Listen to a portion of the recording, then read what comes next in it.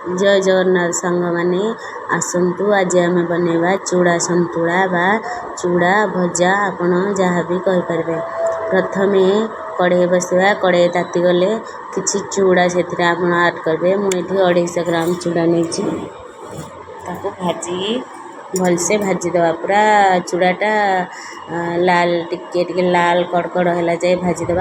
भाजी सारापर बादाम किसी नवा बादाम को रिफाइन तेल टिके फ्राए करदे लाल है जाए फ्राए कर सारी किसी अदा कंचा लंका और भृषंग पत्र नवा अदा और कंचा लंका को छेचिदे।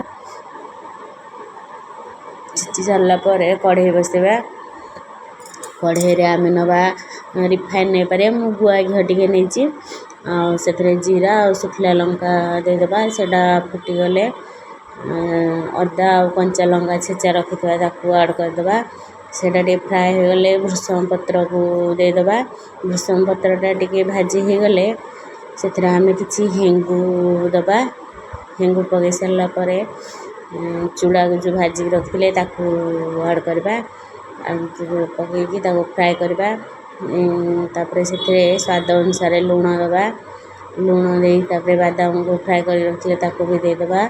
आपण ये काजू नहीं पारे आलमंड नहीं पारे मुझे खाली बादाम रे बनई से खाली बादाम ही फ्राए कर आप चाहिए मिक्सचर भी आड कर सेव मिक्सचर गांठिया जहाँ भी आड कर आहरी टेस्ट लगे। यहाँ वर्षा दिन रे संध्या टाइम रे भल लगे और चाह सहित भल लगे।